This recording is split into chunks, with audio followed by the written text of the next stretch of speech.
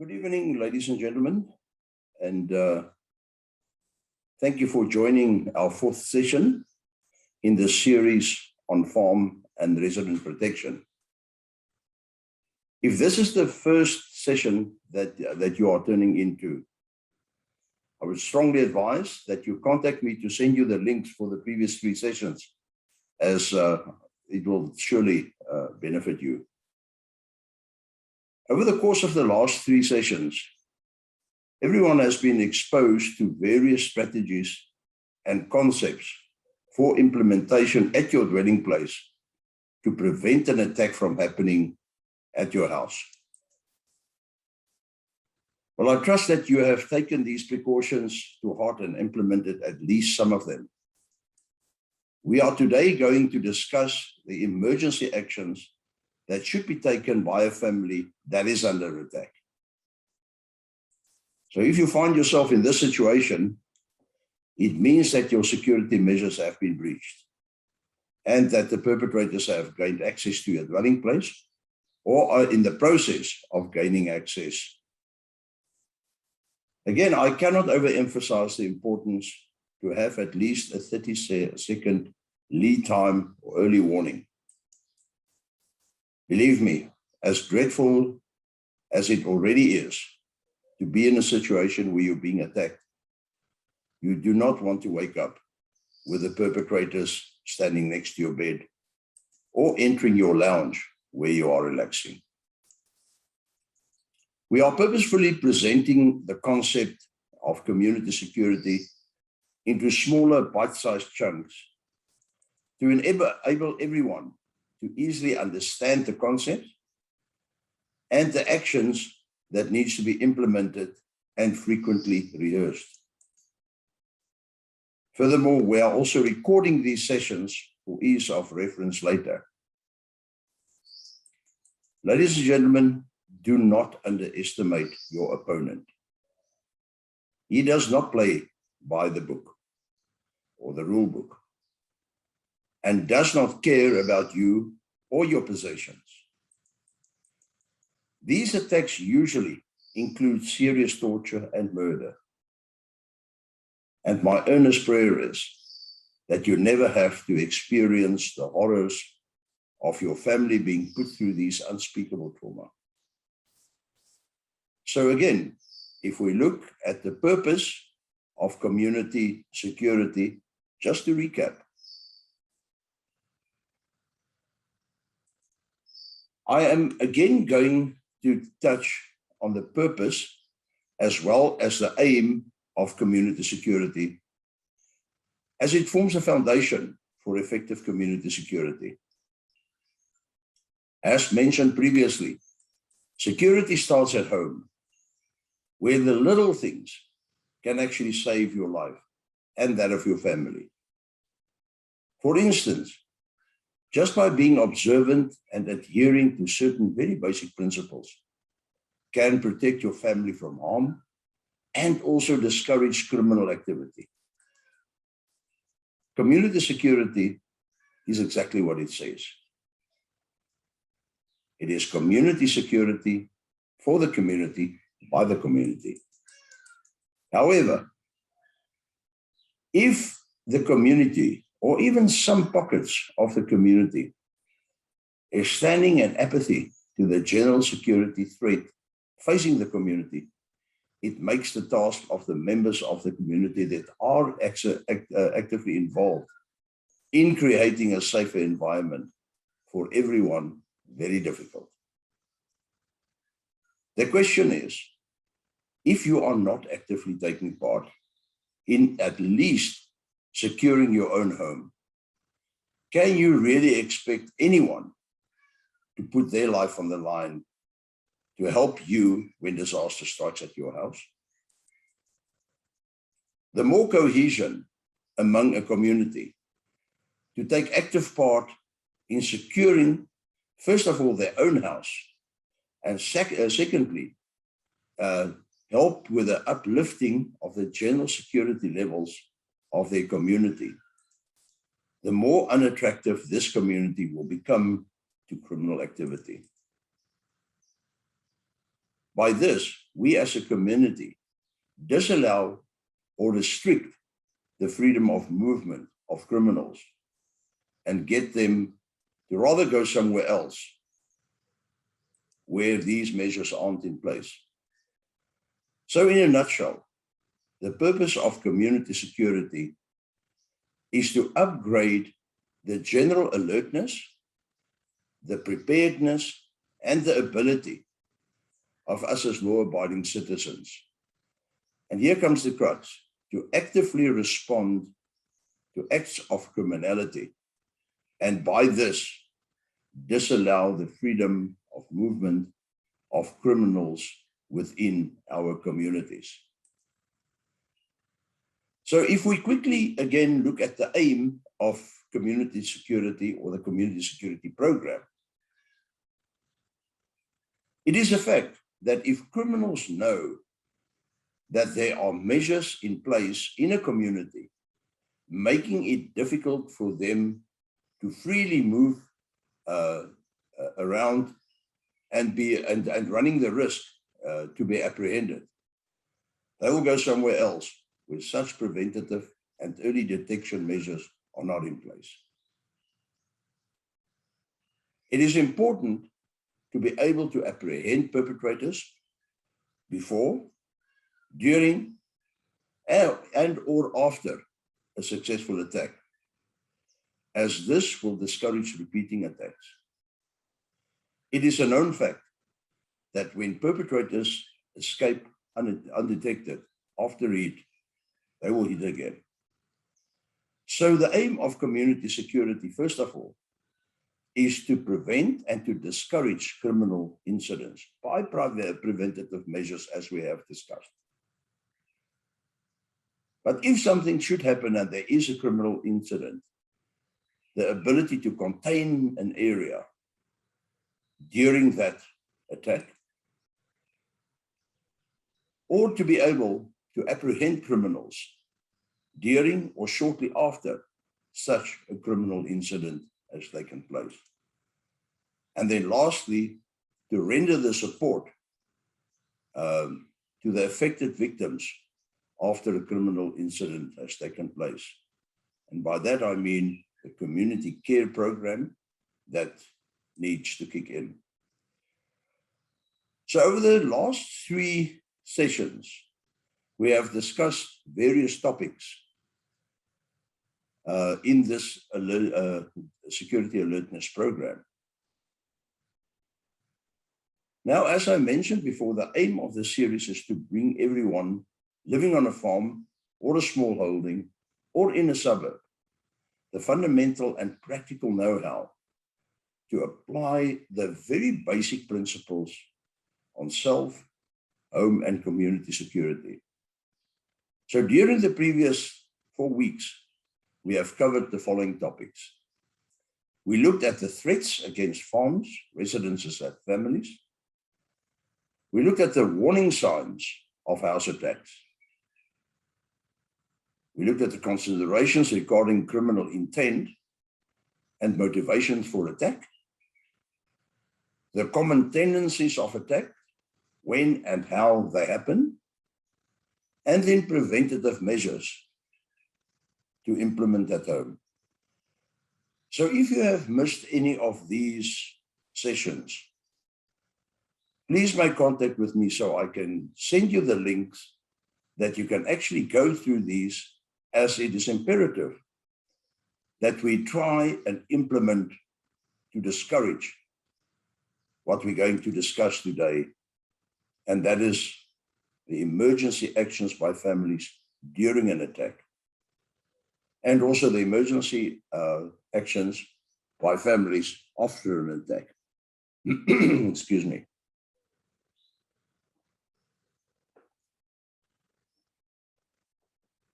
In the next sessions to come, we will be looking at guidelines for the implementation of a security plan at home. This we will do right at the end. Next week, we are going to look at self-defense and what the law says about that. And then obviously communication, without which no operation can actually take place. Now, in our actions, when under attack, the first thing is that we need to stay calm, think logically, and think ahead. Now, it's very important to know that during an attack, excuse me, 99.9% of the time, the perpetrator has the initiative. And that is due to the element of surprise that is in most cases on their side. It is therefore of the utmost importance that the family being attacked try everything in their power to distract the perpetrators, to throw them off balance, and gain back the initiative. And the best way to do this is through early detection.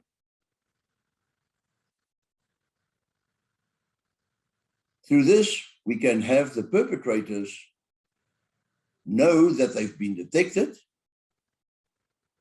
by either a loud alarm, floodlights that is switched on, or a dog inside the house barking. If detected before entry to the house is gained, the chances are 9 out of 10 that the perpetrators will flee.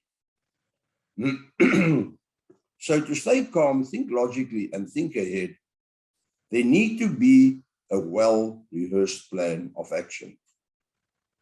Because if there's not a plan and it's not well-rehearsed, believe me, if disaster strikes 2 o'clock, 3 o'clock in the morning, it will be very difficult to stay calm, to think logically, and to think ahead.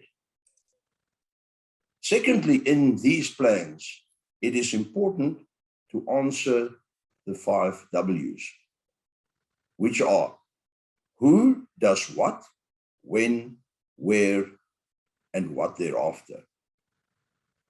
If you answer these W's, your chances of having a good plan of action in place is very good, but that needs to be rehearsed on a continuous basis.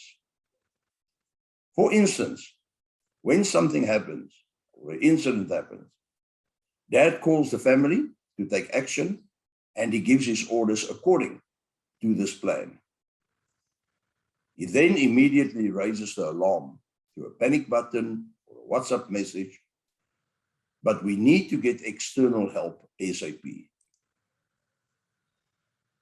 Mother rounds up all the children and elderly and takes them into a safe room and phones the emergency numbers, either the neighbor, the community emergency WhatsApp voice note, and gives information of the attack. Then stays off the line so that the responder team can contact you to get more information. We're going to talk about the information that is vital to be shared a little bit later. Child 1 phones a second emergency number, in this case SAPS 10333, 10111, and gives also information of the attack. Now, it's important that you ensure that these numbers are pre-selected speed dials on each one of the phones. On some of them have the primary numbers, on the second phone as secondary numbers. So in a case where one of the phones did not make it into the safe room, that you still have all the contact numbers to contact. Now, also understand that a contingency plan for night and day will not be the same. Also, there need to be a contingency plan in place when Dad is not at home. Dad might be in the field, or Dad might be at the office when disaster strikes. So what is the plan then? A contingency plan needs to be written and rehearsed for when the children are alone at home. It is important to assess the situation immediately and then act accordingly which plan needs to be activated. So what does it mean to quickly assess the situation? Again, the importance of early detection of perpetrators cannot be overemphasized. The second thing is to know where everyone is. Are they sleeping in their own rooms, or are they in the lounge watching TV? All of this will determine the action plan that will be set into motion. But what is important is that there are action plans in place and that everyone knows what is expected of them, or him or her, in this specific scenario that is playing out. So the first thing is, did you get an early warning? Secondly, where is everybody? Are they in the house or outside the house? Is it daytime or is it nighttime? Understand that you have to have a daytime and a nighttime emergency plan, and that these plans are rehearsed frequently. And if we talk about frequently, in the beginning, it would be good to exercise and to rehearse them once a week at least.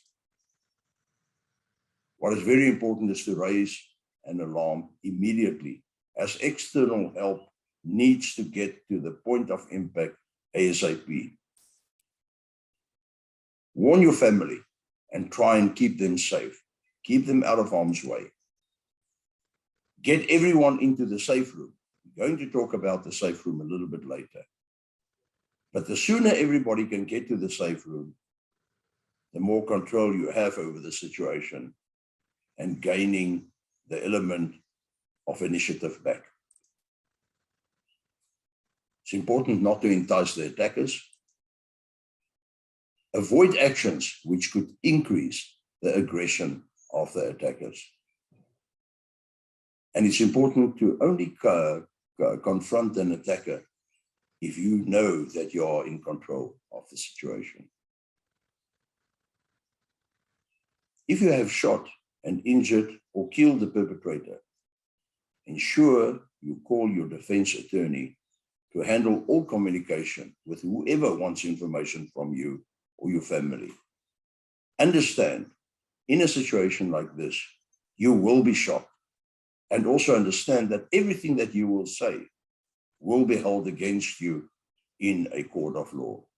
For that reason, very important to have your defense attorney acting on your behalf. Now we're going to start talking about the safe house.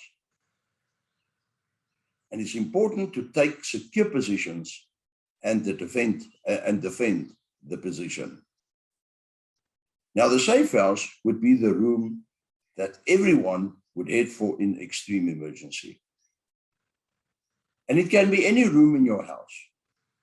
But what is important, it needs to be locked and defended and defendable. It needs to have a suitable door that cannot be broken into easily.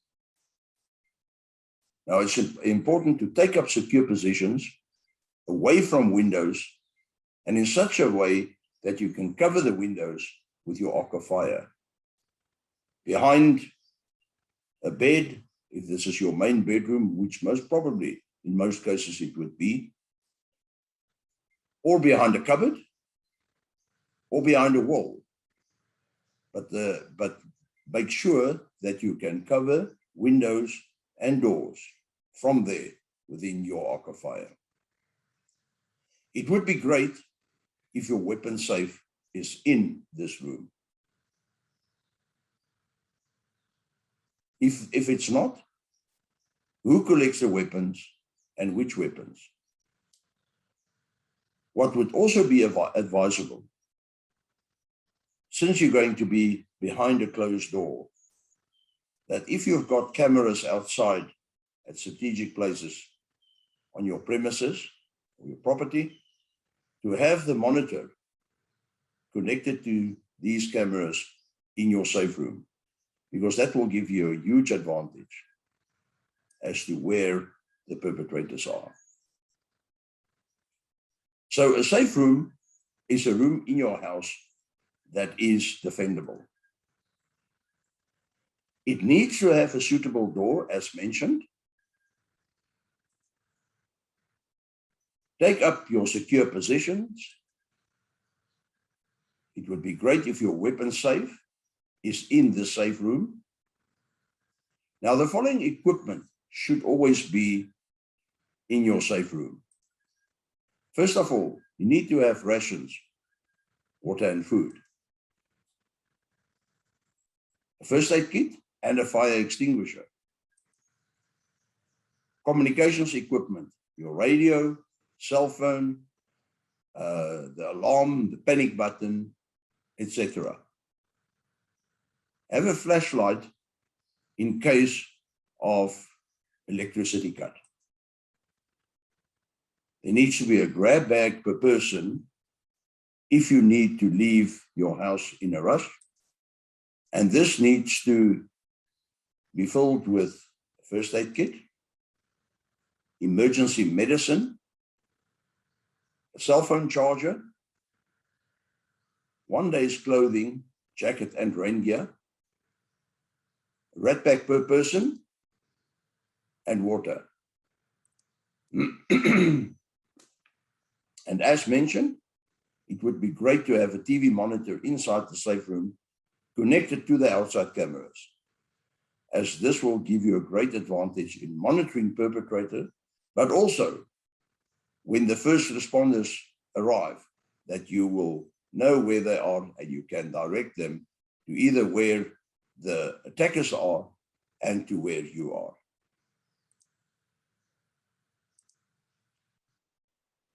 So how do we implement the actions which were practiced? It is important to always carry your firearm with you. It is of no use if it's in the safe, if you need to use it in an emergency.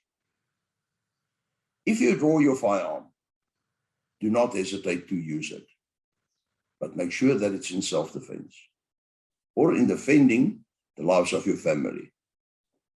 Also know that if you hesitate to use it, the chances are that you will not live to regret it. Also important to know that now is not the time to be a Rambo.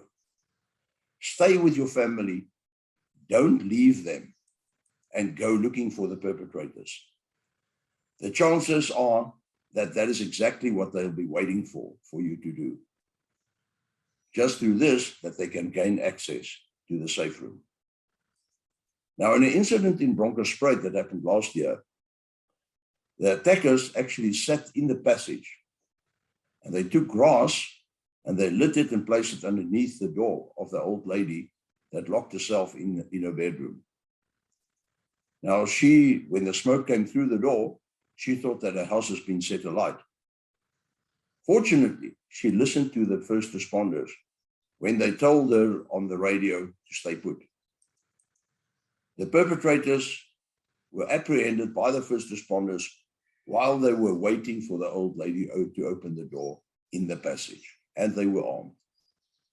Importance of staying in the safe room, but also important to know that there need to be a plan of action and there need to be a communication going out to first responders to come and assist you. So the implementation of the actions that were practiced, first of all, everyone gets to the safe room ASAP. If there are elderly people, who helps them to get into the safe room? Who brings their hearing aid, their glasses, medication, shoes, and clothing? Who brings the weapons and the ammunition? Important to always carry your firearm with you. Who brings the communication equipment? Everyone makes contact with an emergency contact and gives the vital information regarding the attack. So what is this information that needs to be given through? The nature of the attack, is it an armed attack? How many attackers there are? What weapons do they carry? The whereabouts of the attackers, are they inside the house or outside? How many residents is in the safe room? Is anyone wounded? If so, the nature of the injuries, and very important, the blood type. Remember to, as soon as what you can, to do a pin drop, a location pin drop, in order for the reaction team to, without delay, get to the point of action. Use your weapons to defend your family.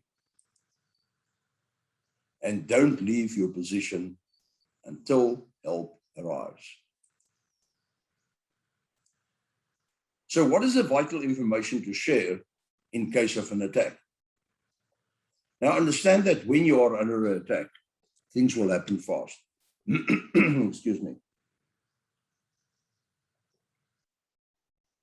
That is why it's so important that emergency action drills be planned and rehearsed frequently. The more accurate the information the first responder team or ER or SAPS receive from you, the better prepared they can come to your assistance. Now, the following is vital information to share on your WhatsApp group or on radio. First of all, what is your name? So the name, the surname of the victims under attack, and obviously the farm number or street address or residence under attack. And here again, share a location pin drop ASAP. Is the attack imminent? Is it in progress? Or has it taken place? The number of perpetrators, the weapons that they used in the attack, the crowbars, firearms, knives. Are the perpetrators still on the premises? Are they inside the house, the outside, or are they fleeing? So if they ran away, in what direction? Did they run on foot or did they escape by vehicle? And if by vehicle, also what direction? Are you or any family member held hostage or being abducted? So if abducted, and it's at all possible, share your live location. Detail of any injuries to victims or perpetrators. Vital details of your family, i.e. their blood type, their allergies, chronic medicine, medical condition need to be communicated. Now, in case of emergency phone numbers, as mentioned, ensure that different emergency numbers are stored on different cell phones as speed dials. So have a primary and a secondary list on the cell phones, as one of the cell phones might have been lost in the action. So keep the emergency numbers grouped on your cell phone and the list of emergency numbers displayed for immediate use on speed dial. The following numbers should be listed. First of all, SAPS 10111, your emergency WhatsApp group, where you should leave a voice clip and a pin drop. Your private security company, ambulance services, your attorney, and then also fire services in the area. Now, what to do when the first responder teams arrive? Understand that when the first responder team arrives, there will be a lot of noise. And it is important to stay down, as we don't want anybody to be caught in the crossfire. So stay inside the safe room and stay down. Shout your whereabouts and give information regarding your well-being and that of everybody in the safe room. Give out vital information regarding the attackers. How many attackers were there? The type of weapons that they used. Are they still inside or are they outside the house? Did they arrive on foot or by car? Are any of them wounded or killed? Did they flee the scene? If so, what direction? On foot or by vehicle? Did you manage to apprehend any of the attackers? So whenever we do a description of perpetrators, it would also always be good to do the suspect identification and memorize it in a sequence starting from the top. So first of all, try to recall the suspect's height, build, and complexion. Did they wear any headgear? A cap, a beanie, a hat, balaclava, and the color thereof. Their hair color, and is it long hair or short hair? Their skin tone, is it light, medium, or dark? Did they wear glasses? Are the glasses tinted, reading glasses, or safety glasses? Did you see any scars? Facial hair. Is it clear, or are they bearded, or do they have a moustache? And also the color. If they wore a shirt, is it a long shirt, short sleeve, t-shirt, and the color? Did they wear a jacket? Is it a hoodie, a windbreaker, jersey, and the color thereof? Other clothing, color, the pattern, graphics, brand names. Did you notice any tattoos? And give a description thereof. Any conspicuous jewelry, a band, a watch, or rings. The weapons, knife, gun, a club, or a crowbar, or anything else. Did they wear gloves? Are the gloves light, medium, or dark? Their pants, is it long, short, baggy type, or tracksuit? And what is the color? Then also footwear, was it boots, tackies, or sandals? This will help tremendously in the search and rescue or detection or apprehension of the suspects. We don't want them to get away. Now, if we look at the description of either the perpetrator's vehicle or your own vehicle, if it has been stolen. Now, in case of your vehicle being stolen, the following information will greatly assist in tracking it down. First of all, is the vehicle equipped with a tracking device or system? How much fuel was in the vehicle? And then obviously the following information pertaining to either your own, if stolen vehicle, or a vehicle used by the perpetrators to get away. The color of the vehicle, the make and the model, registration number, any noticeable damage to the vehicle, or markings, and the shape of the vehicle. Now, what to do after the attack? First of all, be prepared to receive the first responders and to give them the necessary information as we have discussed about the attackers. As mentioned, there will be a great confusion and shouting of orders when the first responders arrive to the scene. Do not panic and stay down. Stay away from windows and doors. Alert the first responders to your whereabouts, how many people you are, and if anybody needs medical attention. So be prepared to receive the first responders and give them the necessary information as discussed. Make sure the crime scene is preserved for investigation purposes.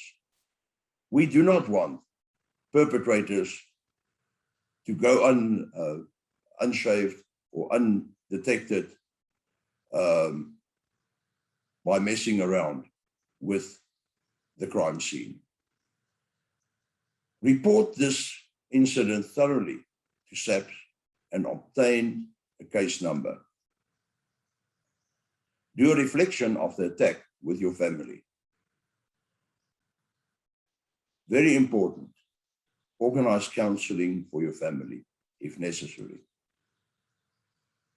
Reassess your security plan and take corrective measures. Then very important, monitor the developments in the investigation by SAPS. Now, how to preserve the crime scene. Although most of this will be dealt with by the first responder team, you should know what needs to be done. It is extremely important to preserve the crime scene from being contaminated, as the last thing we want to see is that perpetrators that escape can get away without being persecuted. If the crime scene is tampered with, it may also lead to the fact that a case against a perpetrator, even in a case of a murder investigation, can get thrown out of court. That is the last thing we want to see. It is extremely important to preserve your crime scene from being contaminated. Attempt to preserve and to protect evidence at all costs. Control all people and person at the scene. Exclude unauthorized, non-essential people. Guide the medical personnel to victims, and document medical personnel and other personnel on the scene. Now, in conclusion, if you are not yet truly security conscious, you should really need to develop that mindset. It takes time and effort, but without it, you and your loved ones will be at risk with no answer to an emergency. Preparing yourself and your family does not make you less at risk. It just prepares you to deal with it, giving you a greater chance to overcome or prevent it. This in itself will spread, and it will become a deterrent. Do a security assessment of your homestead. Improve the weak points and train your family. This will improve your chances if ever the scores of crime raises its head on your farm or your dwelling place. Have an emergency reaction plan as well as a plan B for every possible situation. Remember that your day plan will be different from your night plan. You will have a different plan for when you're at early warning or when you are totally surprised by waking up with a perpetrator next to your bed. Be ready for every eventuality and rehearse these plans. So to sum up, be security conscious. Be prepared. Do a security assessment of your homestead. Have an emergency reaction plan as well as a plan B. Rehearse the emergency plan weekly.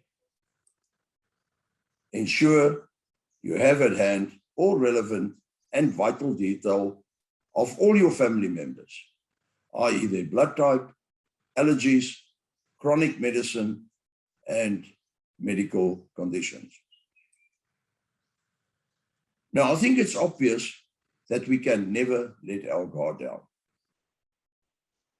Next week, we will have an industry expert on security-related matters, and he will delve more deeply into the aspects of the law and self-defense. What does the law say we can do to defend ourselves and the lives of our family? But let me leave you with the following blessing. May the Lord bless you and keep you.